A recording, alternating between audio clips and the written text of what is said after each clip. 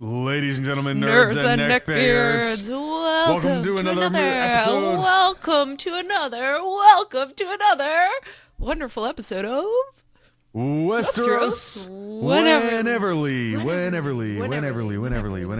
Do you like my remix? I was like, I riffed a little bit there on our opening. I figured what you were doing was you were like, hey, I'm going to pull a season 8 and make this intro really shitty and just go with it. You totally got it, Dave. You totally got it. Real quick, did you hear about the petition of fans? Signed it. Fuck yeah, I signed it. You kidding me? When I signed it, it was up to like 600,000 signatures or something. So it blows my mind. I was wondering about why we feel such ownership over Game of Thrones, and I think so many of the people that I follow on Twitter or in the fandom, I only know because of our mutual, they're strangers to me, but they have this mutual shared love of this thing. Yeah. And every Sunday night, millions of people get together to do the same thing, to watch the same thing. Right? Like hate on D&D? Yes, exactly. And I think for good reason, but we'll talk about it. But I think there's nothing else really like this. Like I was thinking about spoilers and how this week I was in Montana. So I was in mountain time. I wasn't on East Coast time. And I knew that I couldn't go on Twitter if I didn't want spoilers, right? Like I knew I wasn't going to be able to watch it. Yeah. And I didn't, I don't feel that same kind of ownership over things like movies, like the Avengers movie, right? Like if you spoiled Endgame and you came out, talking spoilers or whatever online, I would be pissed at you. Millions of people would be pissed at you. And I wonder if it's because we all get together at the same time to do this. So it becomes your personal responsibility to avoid spoilers. So you'd feel more mad if someone spoiled Game of Thrones than if someone spoiled Avengers. Is what you're trying to say? No. Invert it. Scratch that. Reverse it. I feel I would be mad if somebody spoiled Endgame or a movie because not everybody's watching the movie at the same time. Some people watch it opening weekend. Some people watch it, a week later during the day. Whatever. You have a 2-week window to watch a movie. But before someone spoils it, right? Yeah, but it feels like the whole world is watching at the same time. I think for the dragon fire dumpster pit. I think for the most part, I think there's two or three types of watchers, right? There's the people who are watching because they read the books, they love the books, and they love seeing their characters that they love portrayed on screen, And there is some really good actors, and there are some really good moments in this series that really embody the characters, right? And then there's the people who watch the show who watch it religiously. They got hooked on season 1. They're not big readers. They never went back and read the books, so they are invested in the show wholeheartedly in just the show, right? Only and they show. watch it every week religiously, just like those same reader watchers are, right? And then there's this other category. There's this category of show watchers who I think just watch it because everyone else is talking about it. Yeah. But those are the ones who are like, I'll wait till the whole season comes out and then watch it. Yeah. But I can't do that. There's no fucking way that I'm not watching it on Sunday. So what am I then? Because I love the books and I grudgingly came to the show, but I appreciate the show for what it is now. Yeah, you're a reader watcher. You're the first category, right? All right. Yeah. A reader watcher, snarker. Oh, with opinions. Oh, David. Let's begin on a high note. What was the best thing about this episode in your mind? What was the best thing about this? I mean, Clegane Bowl was totally fan service. Yeah, but did you find that satisfying? No, I think Clegane Bowl itself could have been way better. Yeah. I think what I found satisfying was the fact that after all of that shit that Qyburn put Sir Robert Strong through, right? He sees his brother and some fury, innate desire to kill his brother overrides everything, and he just control smashes mechanism. Qyburn. Yeah, I did not see Qyburn going out like that, but no, yep. It was pretty satisfying. I think visually Clegane Bowl Cinematically. and cinematically, like as a whole episode, it was sort of darkly beautiful. Like the effects were really great. People get smashed by rocks, fire burns shit up. There's, super graphic and gross fight scenes. The wet squelching noises every time Sandor is stabbing the mountain, and it's just like, just die! Like, and he won't fucking die. And that squish was pretty, I don't know, visceral. So I think that they, from a beautiful standpoint, from a impressive visual standpoint, that has to be the best thing about this episode, right? I think so. I absolutely think so. I mean, what else can you praise about it? Okay, yeah, is there anything else to praise? So if I'm going through in my mind, the first thing that I think of is okay, Arya's pretty badass. But then the Arya Hound stuff was really good. The Arya Hound stuff was good, but like then I think to myself, okay, here's a faceless man assassin who can wear anyone's face, and she strolls into King's Landing not disguised. Yep. Like and just rolling in. It just walks around.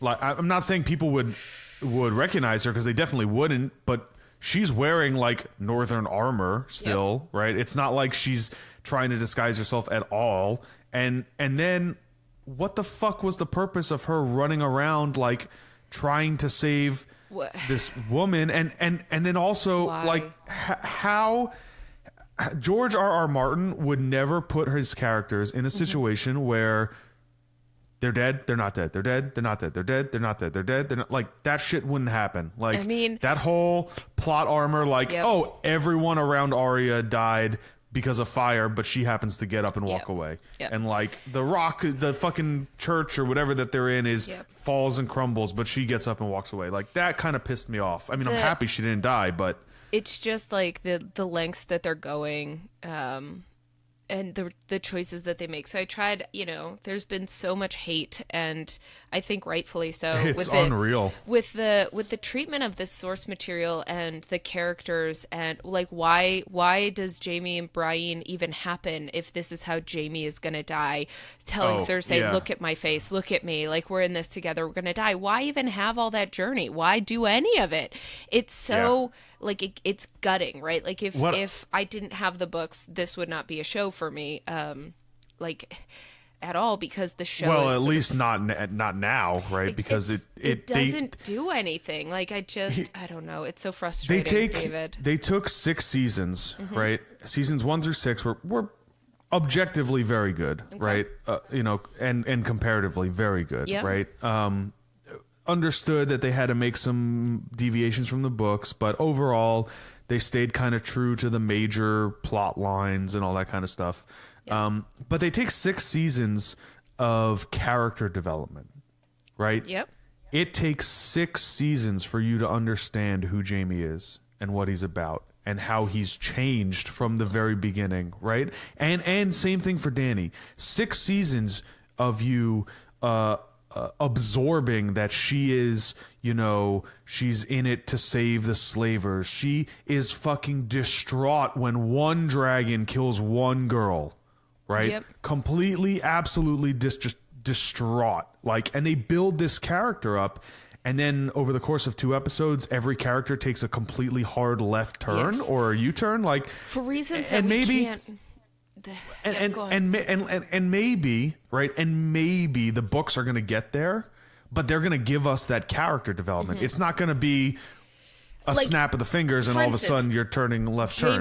The books probably will give us Jaime and Cersei dying together. The way they get there, Jaime's journey to redeemed night, Cersei's plot in the books where Jaime watches her face as she uses wildfire to burn the Tower of the Hand, and he can see the green flames reflected in her face as she is descending into madness. Jaime is reliving in the books a lot of the Mad King bullshit that he witnessed, and he's watching his twin descend into that same kind of wildfire fueled madness, and it's changing him. And at the same time, he's sort of groping to get his honor back, right? He's got shit for honor, and he wants to be redeemed, and he finds that path to redemption through Brienne. the true knight. And so, yes, I think, Jaime and Cersei are going to die together, I would think. Not at all like this fucking garbage that just throws out everything. Jaime that has kills happened. Cersei and then maybe kills himself at the end. Like, okay, I could see that, but so in the books, I'm saying, yeah. One of my questions before we talk about the specifics of the episode, just sort of the things that were missing for me. Where is the Lord of Storm's End? Shouldn't Gendry Baratheon be down with Jon leading the Stormlanders from the north? Like, shouldn't Stark he be and Baratheon again? Yeah, right? shouldn't he be in the south since he's got to go, take over his kingdom and be a leader? What about Lord of the Vale? Where the fuck has Robert? Where are these guys? Robin, yeah. Where Aaron are these been? guys? And so there's just like there are, I think, easy gaps. Like it's the Starbucks cup. They are missing easy things because they're Jaime's hand. Yeah, Jaime's hand. fucking hand. Come on, you guys. Like, one thing that made me laugh, the kid. So we open with Varys writing a treasonous letter, and talking about how Jon is the true king or whatever. And was this kid that comes in the stone face, the Stannis daughter stand-in? Yeah, the lookalike. Almost. Is I it don't know supposed to if be it's that same girl though? The one that was in Winterfell? Supposed to be, but Yeah, lookalike to me. But I was like, really? Did they name her Martha? Super Do we have racist. to do? Do we have to? Do we have to do? Like Wait, a Batman. Your mom's name is Martha?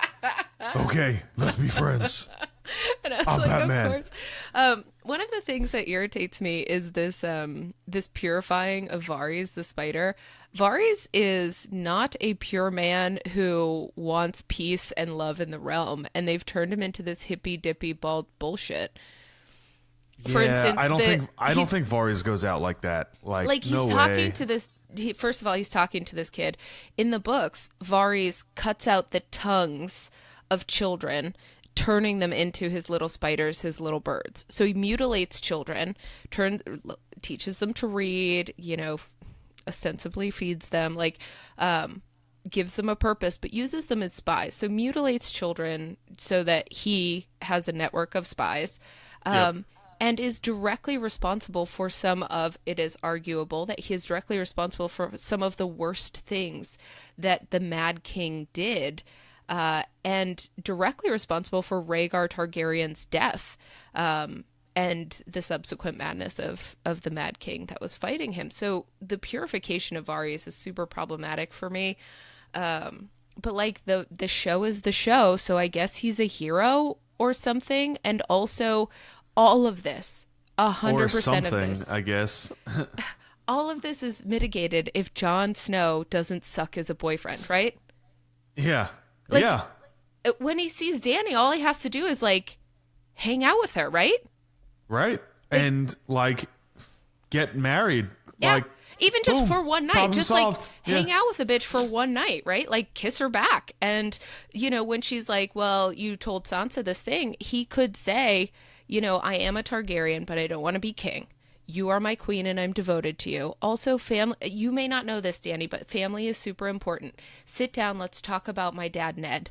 Let's talk about how the lone wolf dies, but the pack survives. Spend the night talking to her about the value of family and how you had to tell Sansa because she's your family, and then say Dany, something like, and now we're family. Yes. And you will know all my secrets and all this shit. And we will take care of each other, and I will never abandon you. And I'm not a monster, and I totally pet my dog goodbye before I said goodbye to him, and it just didn't happen on camera. And also, I'm super sad about Rhaegal, and we could talk about that all night instead of you being alone. And what the fuck? What is he doing? He's terrible. Jon, the reason everyone dies is because Jon doesn't do any good as a boyfriend. Because he doesn't show up for Dany, everyone fucking dies.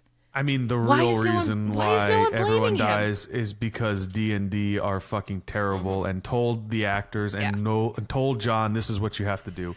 Also, speaking of Ghost leaving, yep. What the fuck is this let's just write off Tormund. Okay, he's going back to the wall. Bye now. See ya. Okay, see ya. So we don't get any more Tormund just for no reason, which is super problematic as well because like Tormund is all about Brienne, and then Jaime leaves, but he's like, I guess you're taken. She's not a fucking chair, my dude. It's not like, you know, you don't call dibs on a person. She's a human person. Also, if you wanted to go after her, you could continue to go after her. Also, the wildlings club women and drag them back to their caves, and that's how they gain them. So and like I just the show.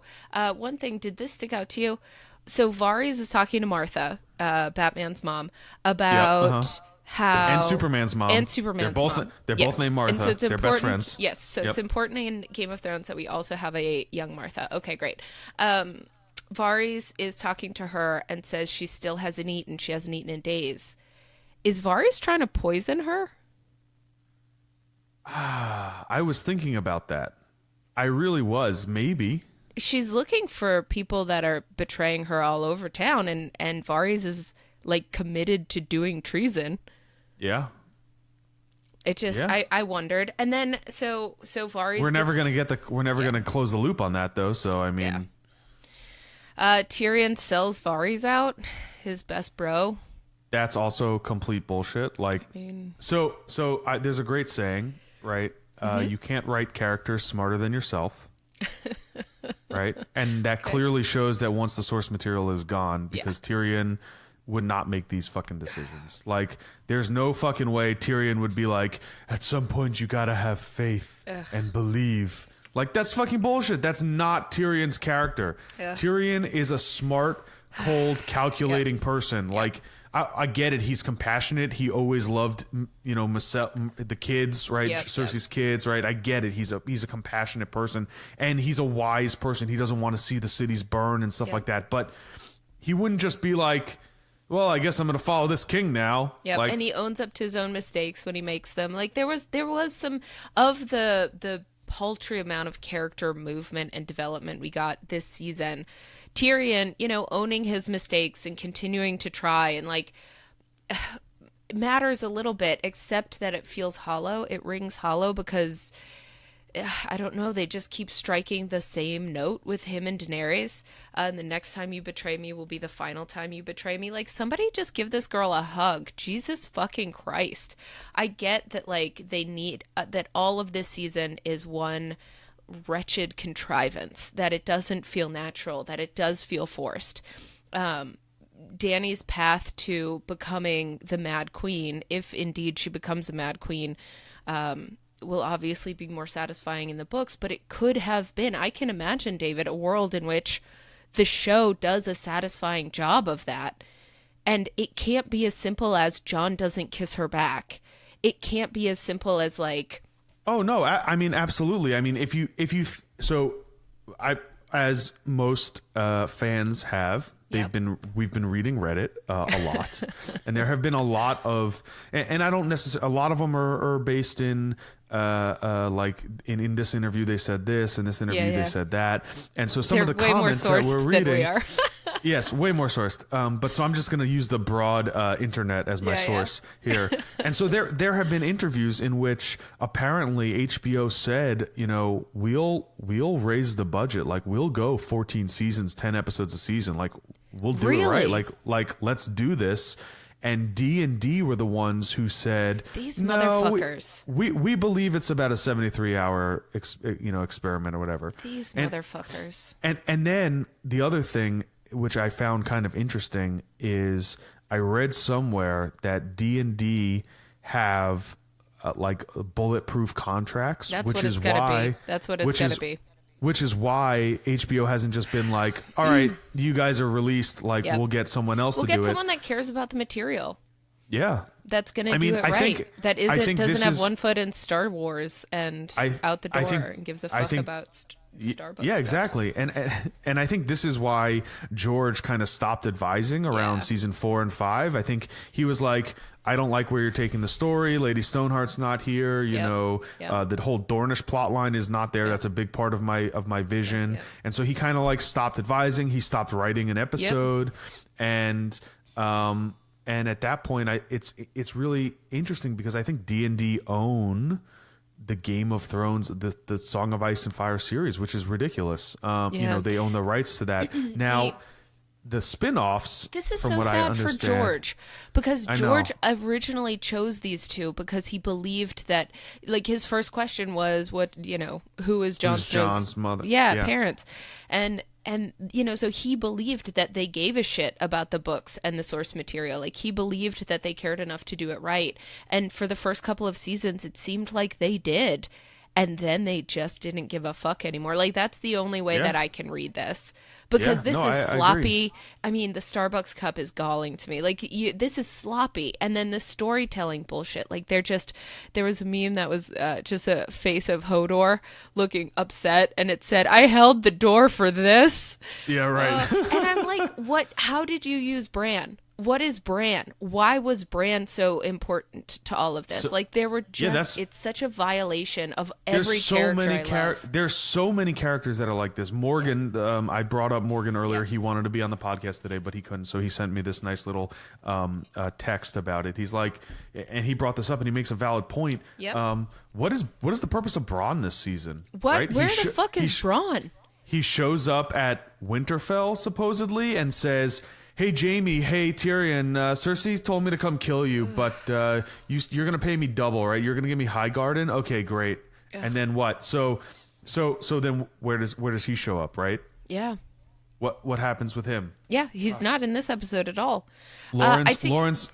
So I think there's two things that are going to happen, right? Okay. Yeah. Play it out. Here are my thoughts, right? Yeah. I think there's a way that D&D can redeem themselves for this final season. Not wholeheartedly, right? But at least give us some sort of a satisfying ending. Okay. And tell me how.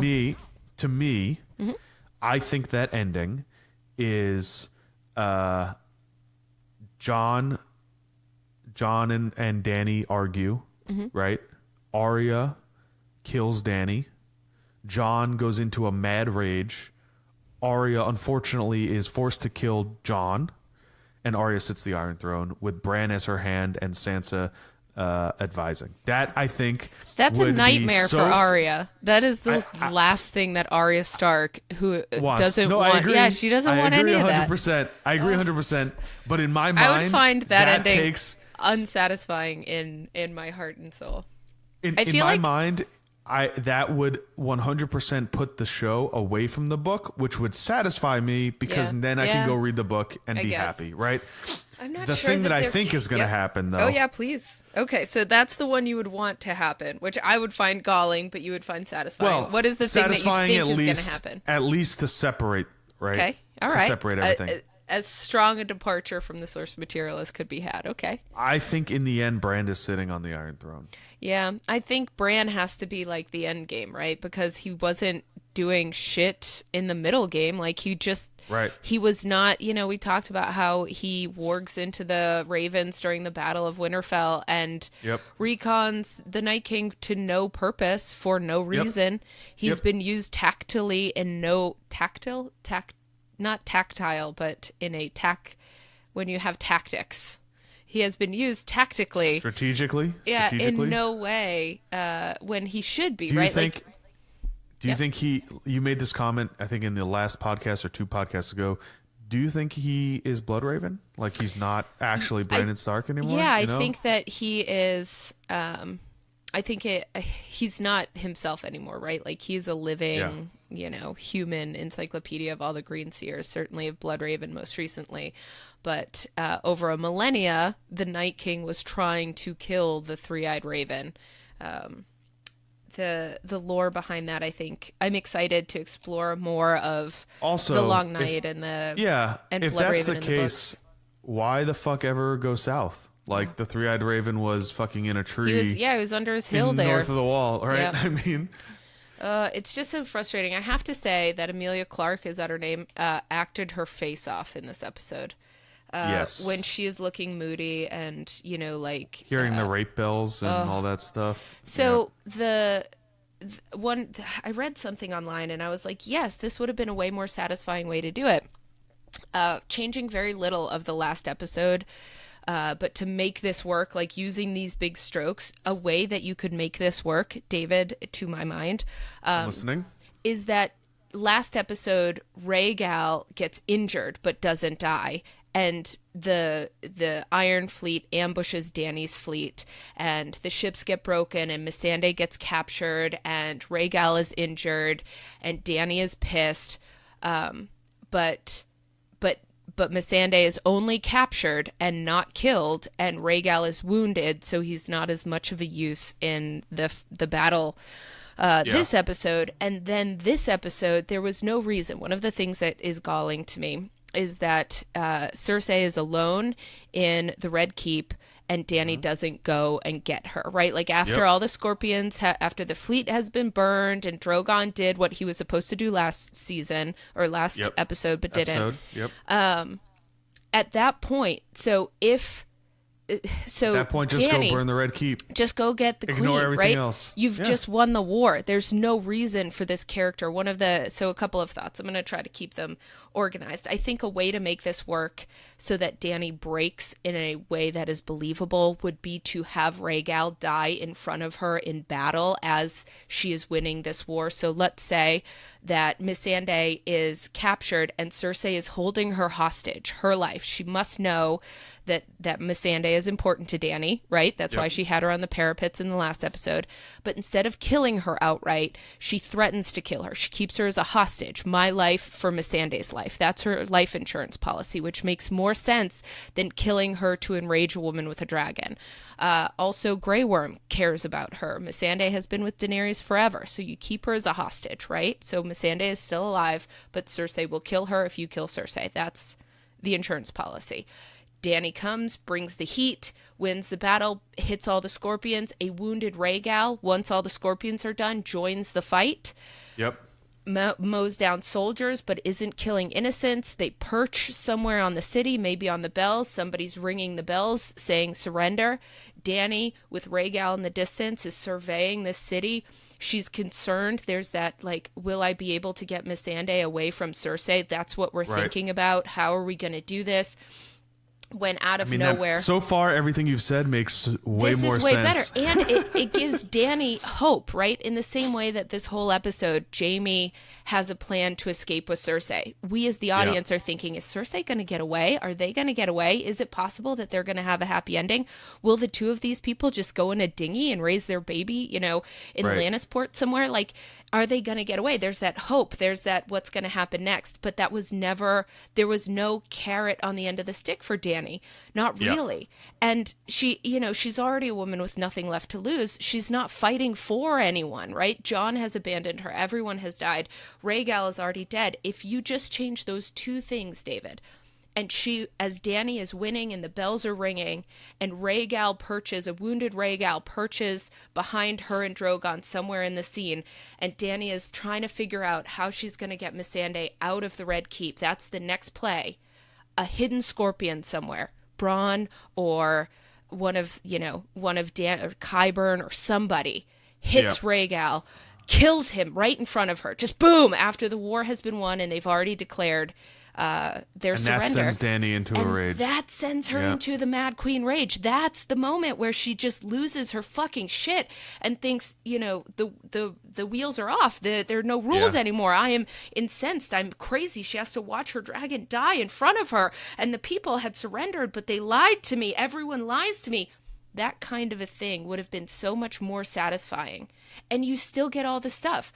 And Rhaegal at that moment, that's when you play the overtone of all those voices, not in the beginning episode, not at the this is what happened last episode. Do it in the moment, and then as her character we can watch her character break. Instead, what we get is her sitting on a city she's conquered, her family's Red Keep. The thing she's won. She's now about to restore her family, get the thing that she has been told she should want her whole life. It's right there. It's hers. Like, the city is hers. Everything is hers. And at that moment, Dave, I had thought, and I was proven wrong by the thing that happens at the end where David and Dan talk about the episode. I had thought I didn't even watch that because I didn't want to listen to them. I needed to know. And I'm glad I listened to it because my interpretation of that moment, and maybe if you didn't see this, then maybe you don't know. Did Dany plan to burn the city no matter what from the beginning? Was that a plan that she hatched with Grey Worm when they were throwing Missandei's slave collar into the fire? Did you pick up on that at all? I mean, I would not have assumed that. So when I was watching it, I thought, oh, well, I guess this was their plan because Grey Worm seems to go at the same time that Dany goes, and they had that moment together where, you know, they were talking about Missandei's slave This was collar. the only thing she brought with her. Yep. Yeah. I thought, and so, but I listened to the after with David and Dan, and they said that the culminating factor for Dany was her seeing the Red Keep, and she breaks. So she goes off script. She decides in that moment she's going to burn the world down. Fucking why?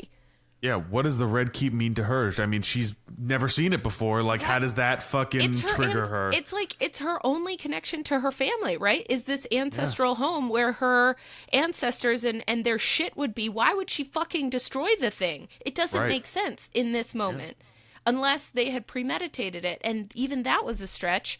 But it turns out they didn't premeditate it. And I was completely inventing a look between her and Grey Worm. And, you know, when Dany goes full Mad Queen, Grey Worm, who's pissed off and has decided not to wear his helmet, also goes full chaotic.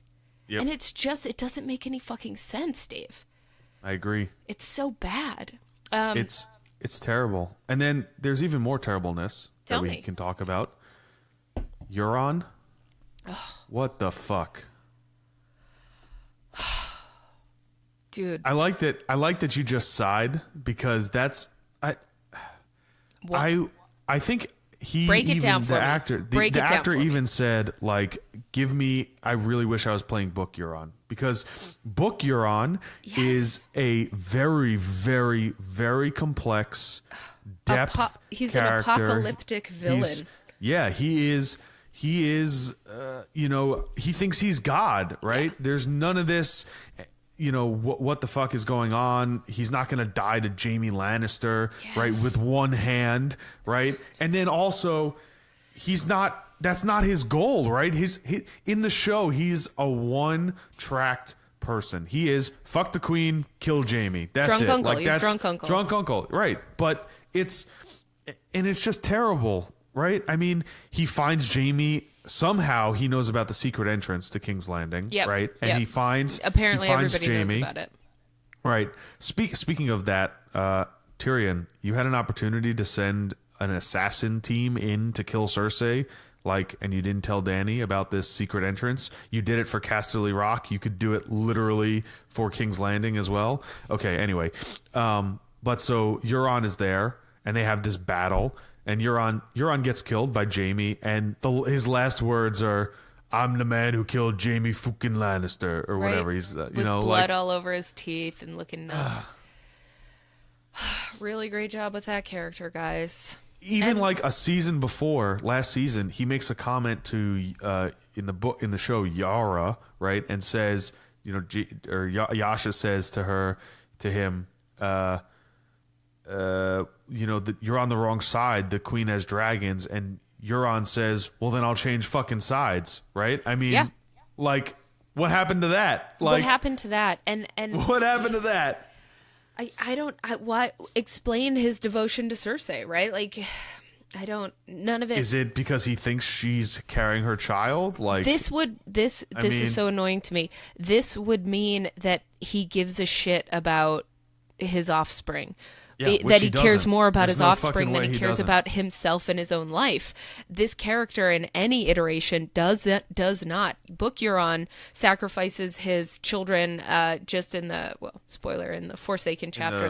He doesn't care about his kids or his offspring. He mutilates his own bastard sons by ripping out their tongues and putting them on the silence. Like, in any iteration, this man would not care more about a baby that may or may not be his own child inside Cersei more than he cares about himself in this moment and his survival, even on a base level, even on the basic stuff about characters.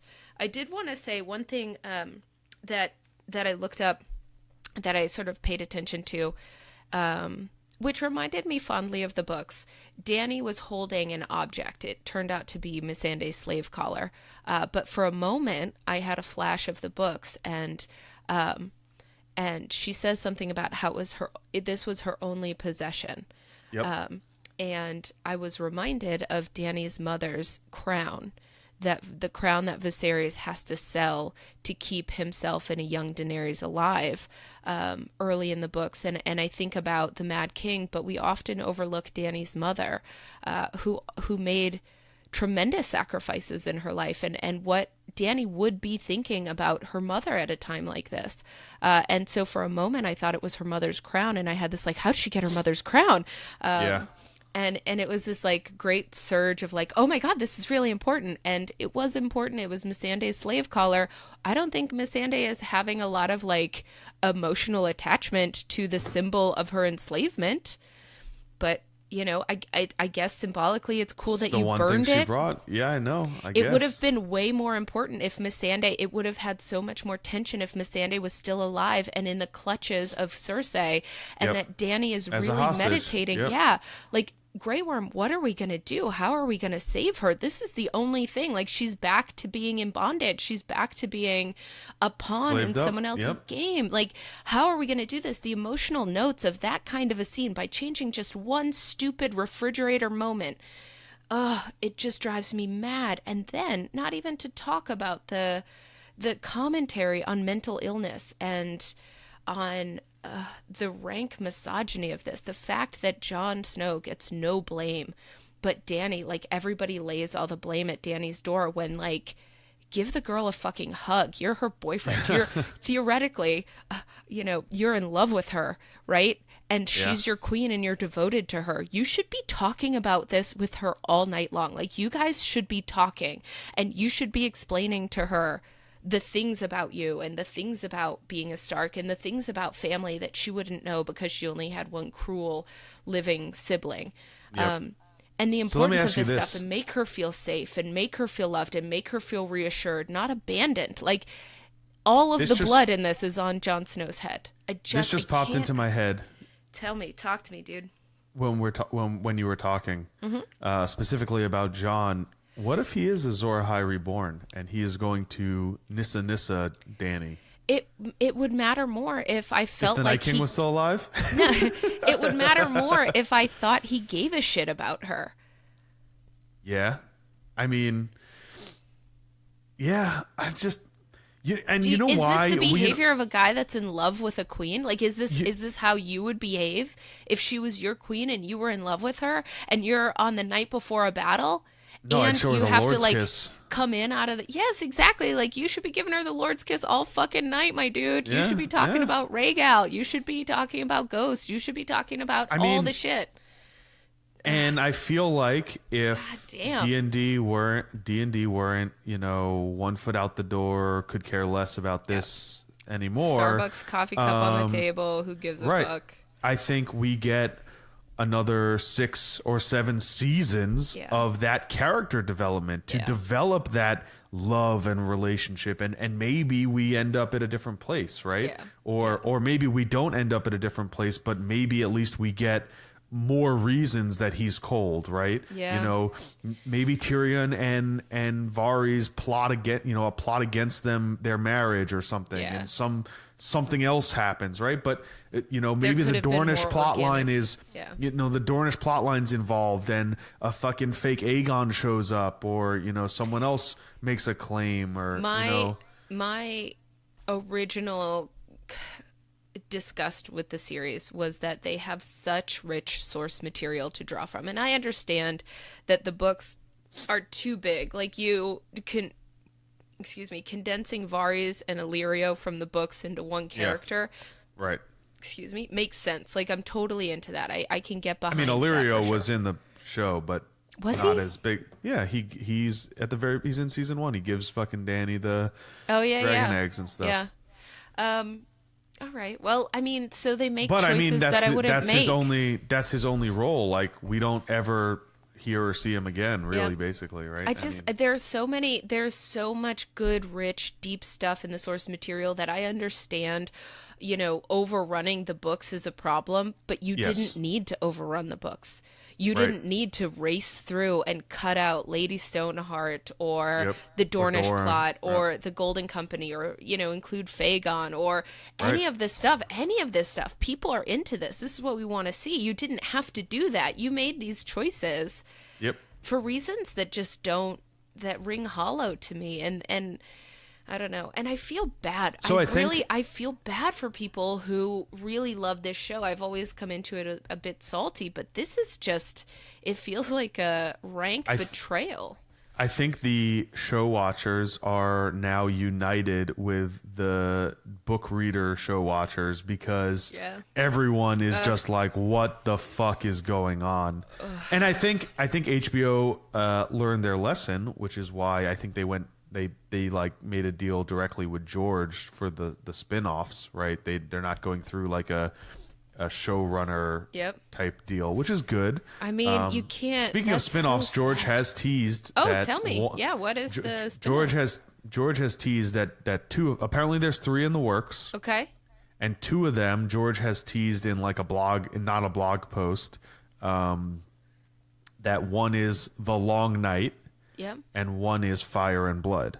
So we'll get some Targaryen goodness. Yeah, so I think one is going to be what we lacked, which is the history and the big bad of the Night King, right? Like how he gets started and the first long night and all that hopefully good story.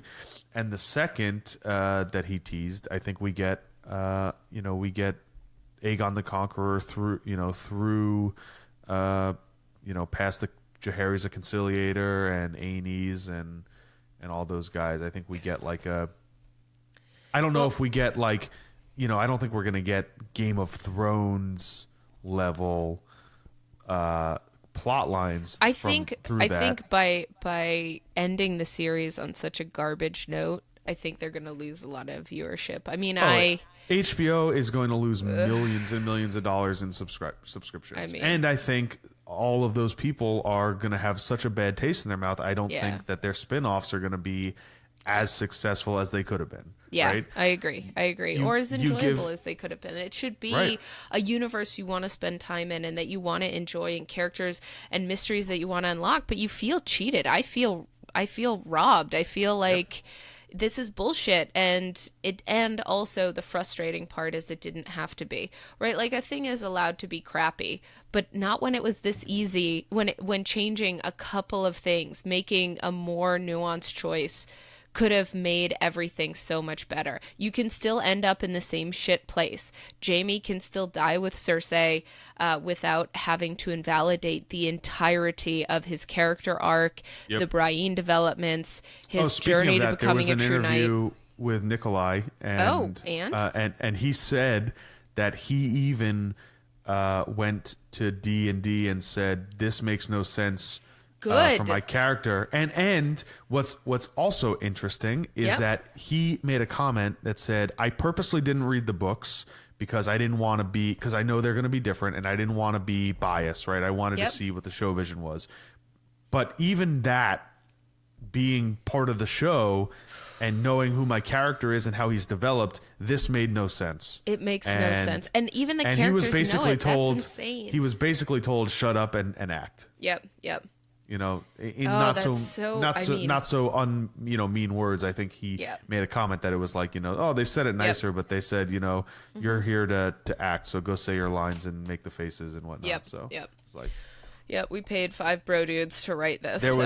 There was a post on another post on Reddit where it was like cutscenes of everyone, of them like interviewing all the cast members like on like red carpet and stuff, and all of them looked like they were acting terribly, saying this season is the best season ever. Except for Jon Snow, Kit Harington. When he was in an interview, someone said to him, what's one word to describe this episode? And his word was disappointing. Oh.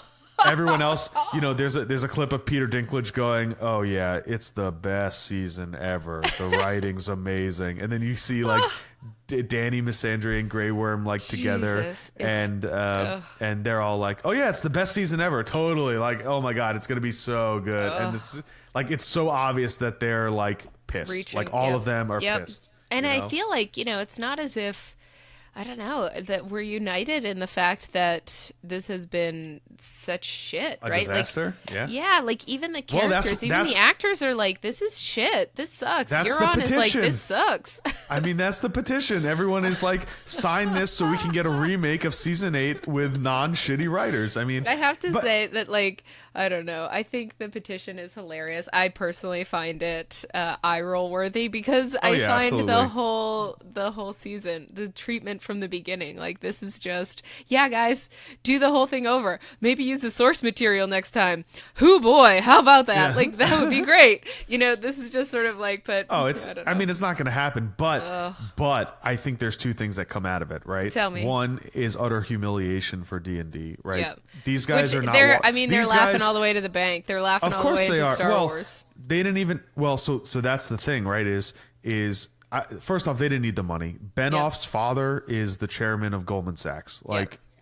He didn't need the money. He wasn't doing this for money. He was doing this because he has a trust fund and he could, right? That's my personal opinion, but it's probably true. I agree.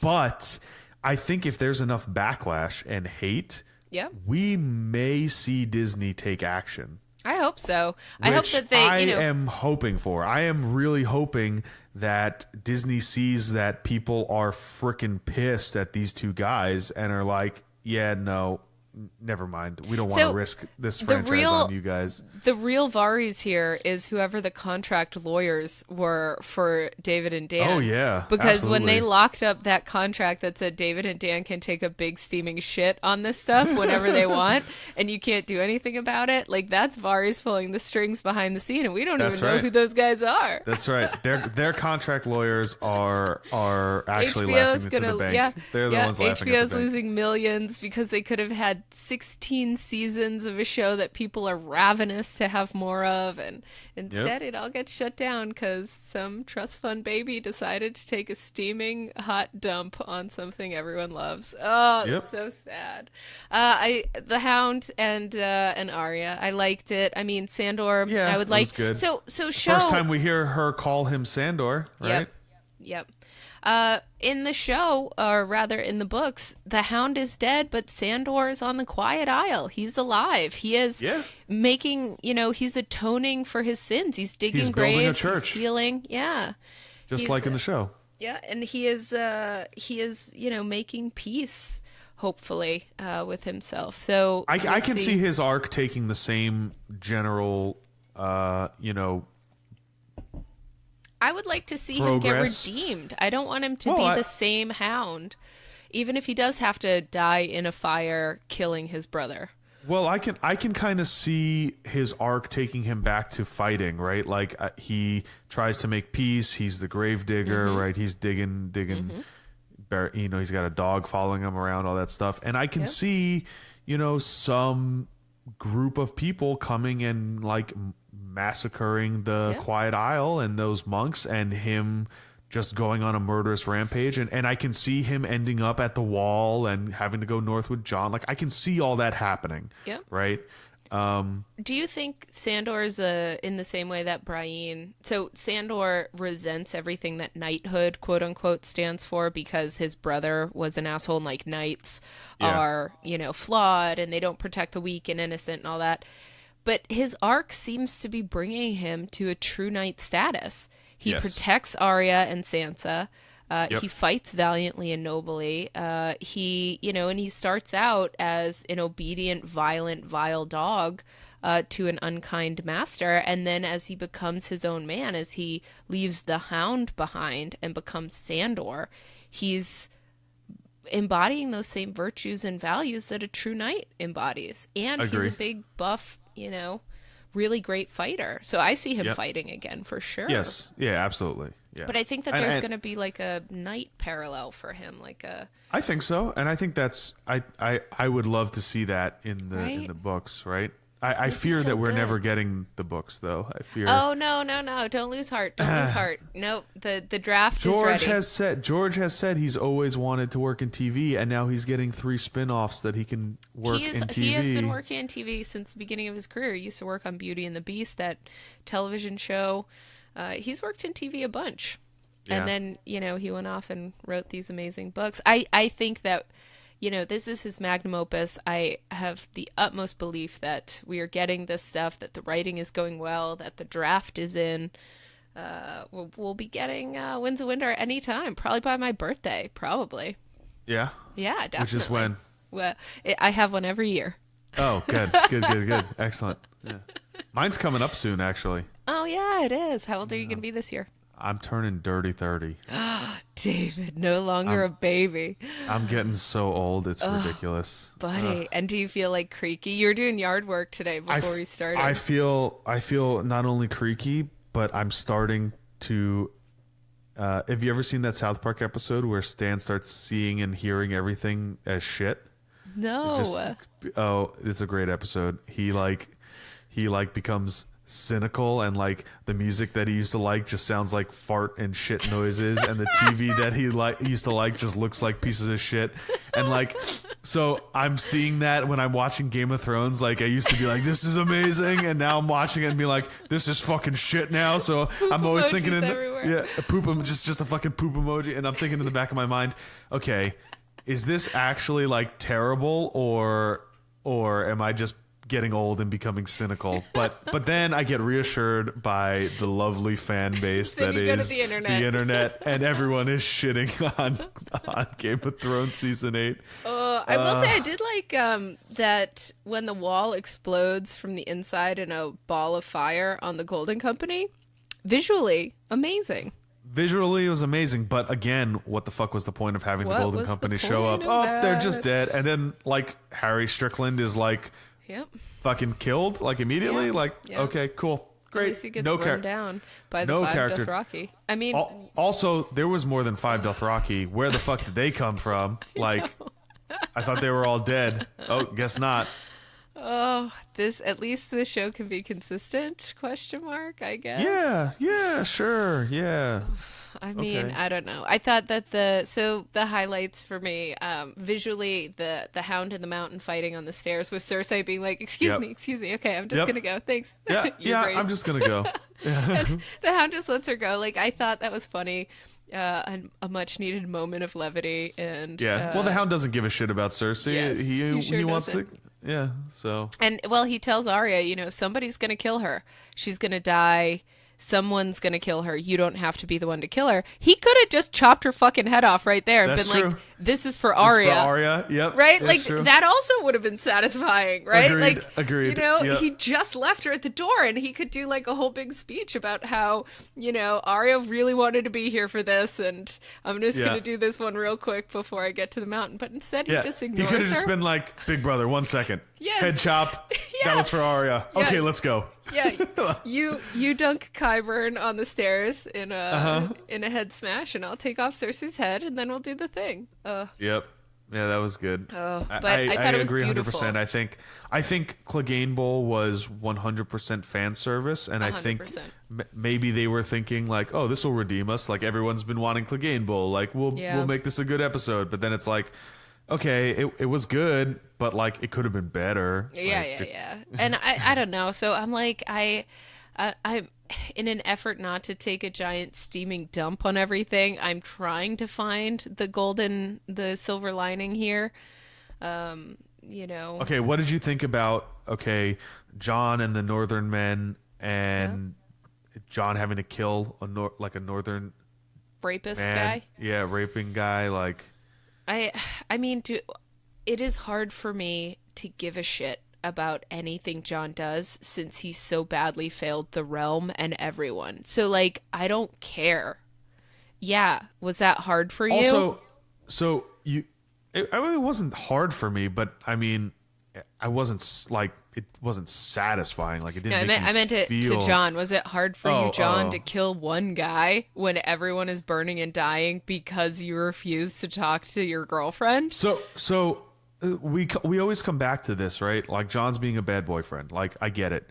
Tyrion and Varys would have been in his ear the whole time, being like, "Dude, go go finger bang, like go do like, shit." We talked in the last episode about how Varys is walking behind Dany in the hallway, and you think he's going to say something to her at Winterfell when she's feeling abandoned. And there's a perfect opportunity for him. Like, all I see are the missed opportunities for him to say, Dany, listen, my queen, whatever. I served your father.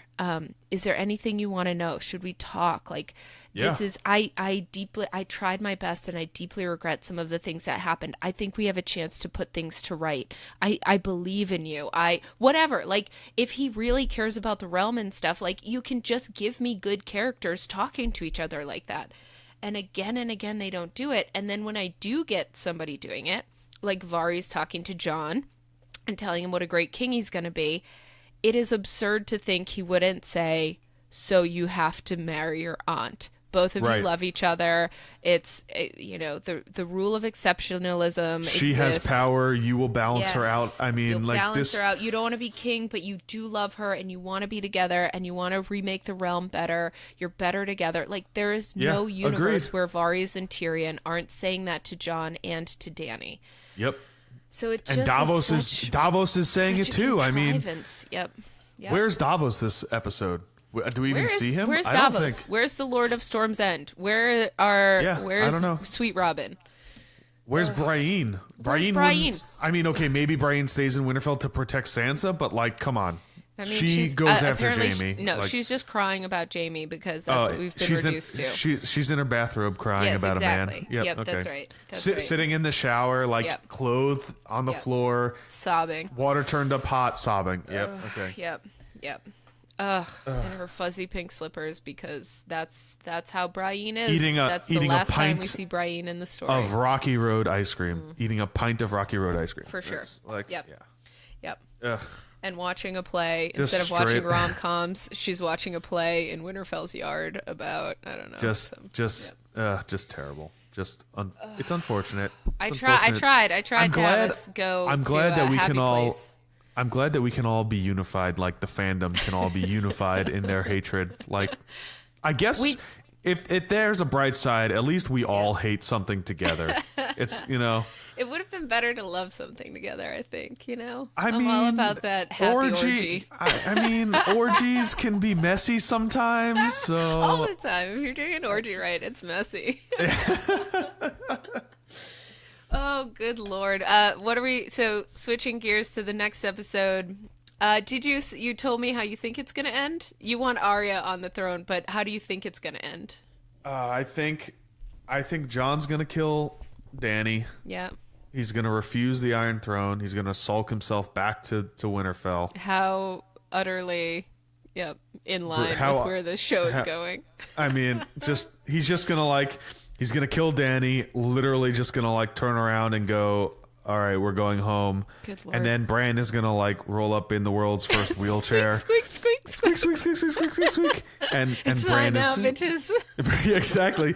Bran's going to sit on the Iron Throne, and at the very end, at the very, very end of the episode, it's going to be zooming in on Bran's face, and you're going to get to his eyeball, and it's going to glow red or something, and you're going to be glow ice blue, obviously. It'll glow ice blue, and then you'll be like, wait, what? Wait, no, I need what? more. No, there'll be a spiral. Maybe there'll be a spiral or something somewhere. Now, the wildfire was exploding at the end of the episode. I felt like it should have been exploding before that, but at least it started exploding. Yeah, so I is was any the part whole of the time city I was left? the whole time I was like, okay, come on, where's the wildfire? It's hidden caches all over the place. It's going to start exploding. Is there any part of the city left? I don't know. I don't know. Is there an Iron Throne, or is it just mangled, melted metal? What is Dany's plan here? Is her plan... Oh, I just dropped a thing. Is her plan to, burn King's Landing to the ground and then rebuild a new city? Like, what's the plan here? She doesn't have a plan. She's just going fucking crazy. She's gonna fly back. She's gonna fly back to Dragonstone and be like, "I'm the queen now." Done. Yep. Yeah, that is about how much they care about this character.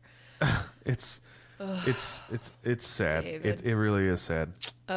So sad. At least we have people to blame. Of course, we have rich white guys to blame for this. All right, so travesty. yeah, great. The son of a banker. So Yes. let's switch gears a little bit. Let's. And let's we didn't even talk about what we're drinking, Dave. Well, after doing a whole bunch of yard work and like doing installs of hoses and reels and mowing and edging and fixing my edger and You're and edging all morning? all sorts of I was being really edgy. In the light of being like an adult, Yeah. I just came inside and drank an ice cold glass of lemonade. Nice. I am drinking cherry limeade. Also Ooh. refreshing. I did read a thing about how the true adult beverage, the real adult beverage, is water. You never Water. drink enough yet. Water. Oh, you never want to drink it, and you always need it. And anyway, but yeah, so I'm drinking cherry limeade. It's kind of how this last episode is to me. Like, I don't really want it, but I kind of need it just to see what the fuck happens. Yeah, So, but you want it to taste like something. You want it to be satisfying, and instead you just get a gulp down neutral. I feel gross like I'm just water. gonna get a giant case of blue balls.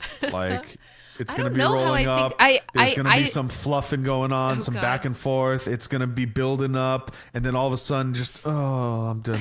I'm going to bed. I have a headache. It's Good like, Lord.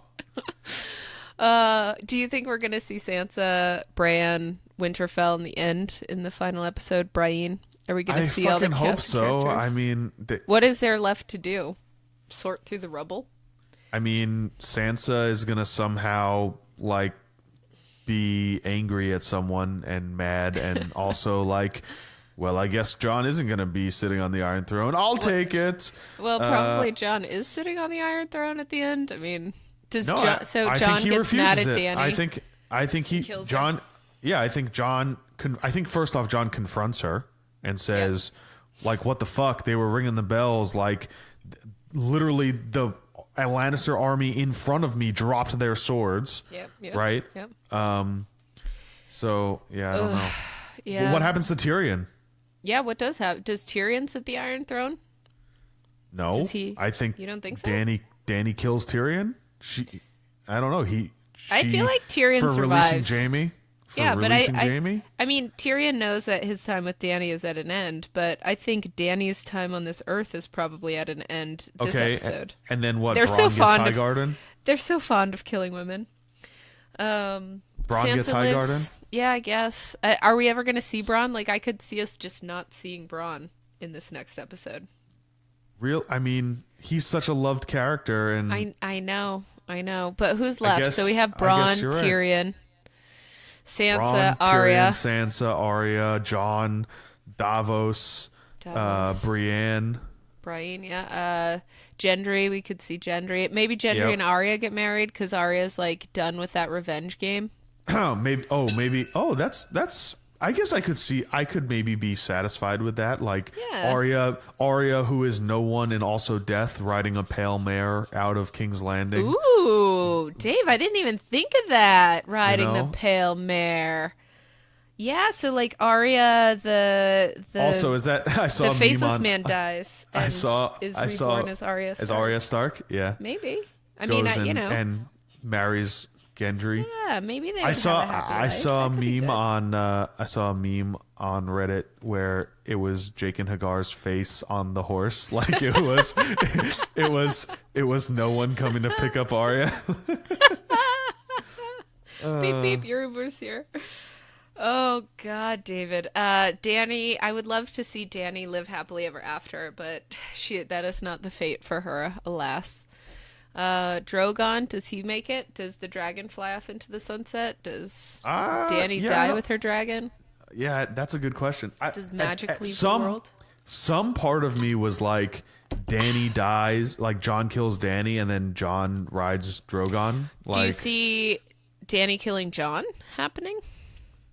Jon is like the hero of Hyrule, right? Like Jon is our hero who gets to live to the end no matter what, right? I guess he's got some pretty major plot armor, but he's the one that everyone's like he's the rightful king, all that stuff, blah blah blah blah blah. It would be so like, of course, it would be deeply unsatisfying. The whole like Rhaegar's secret baby love child dying at the end. Like, I think he's got to, he's the king, right? He is Aragorn. He is the one true king, and probably kills Dany on his way to ascending the Iron Throne he never wanted. Wah, wah. But they could both die, maybe. I could be satisfied if everyone dies. I would like Tyrion to live. Everyone dies? So if everyone dies, what the fuck happens with the is Seven there Kingdoms? even a King's Landing anymore? Is there an Iron Throne? Yes or no? Iron Throne, yes or no? Yes, I think the Red Keep is still standing partially. Right? Okay, I think there's no more Iron Throne at the end of the series. Dragon, yes or no? Lives or dies? Drogon lives. Drogon lives. I'm going to say Drogon lives as well. Yep. So that's 2. Dany, live or die? Dany's dead. Dany's dead. I think she's dead. I want her to live. I'll be happy if she lives. I think she's dead. Jon lives or dead? Yeah, but she lives in what? And she lives in what? And like says, "I'm sorry for burning King's Landing," and becomes a good ruler. I think if Drogon survives, can't nobody touch her, and she can fly the world and go find some peace with. She goes back to Meereen to Dario go find Naharis. Find Khal Drogo, live with Grey Worm forever. I don't know. I don't see her having a happy ending, so I think she dies. What the fuck happens to Dario Naharis? We see him again, maybe? No? Oh, Dario's gone. Yeah, I think Dario's gone. Do you think he betrayed her? How?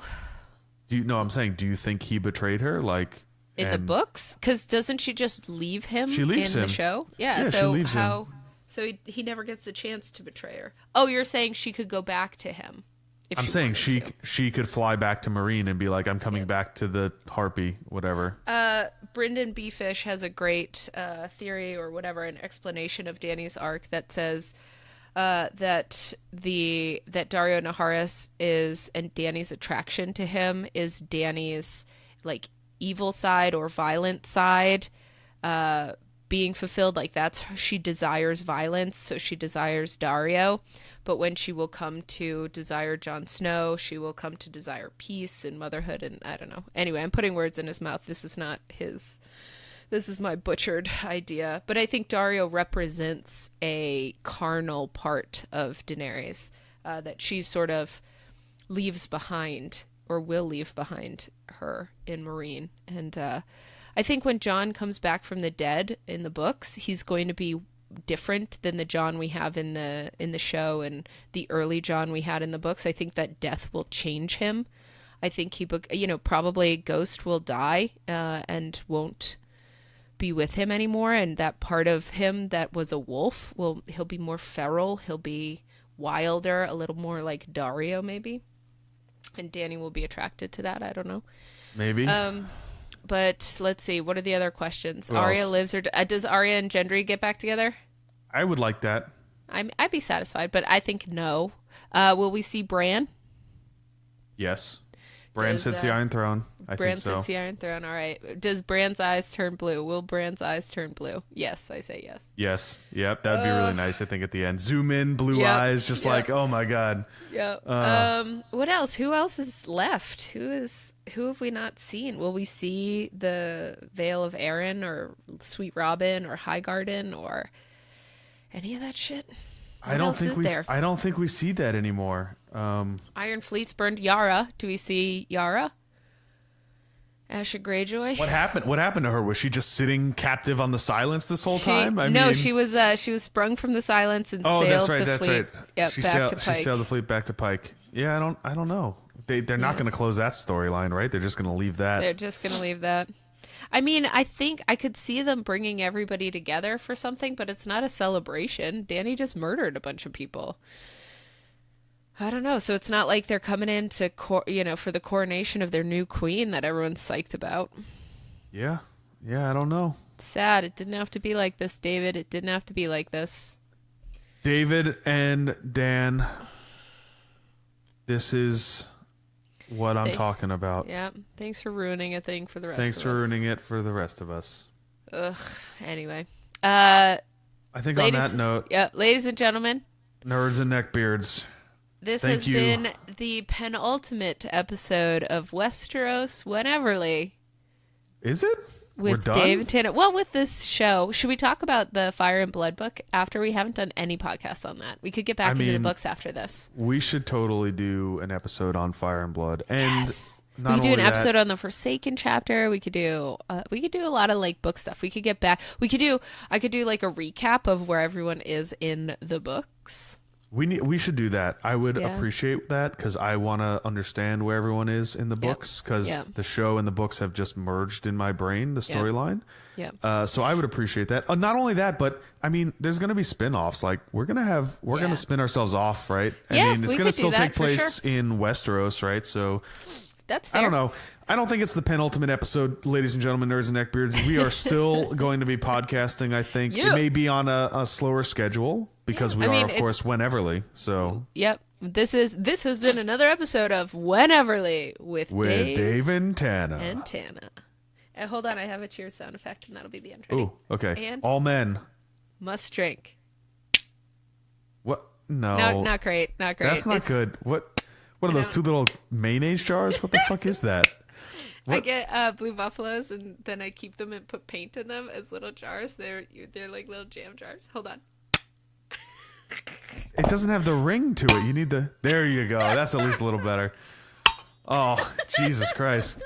What are we turning into? We're turning into. I think Dave and Dan are producing our podcast. What is? Oh, Dios mio! I will talk to you. I don't know. I'll talk to you next week when it's all over, baby. We'll discuss on Sunday, I'm sure, and then next week we'll have an episode. So I'm looking forward to it. When the best episode of Game of Thrones ever happens, definitely. Hell yeah, absolutely. Thanks for listening. See you later, folks. Bye.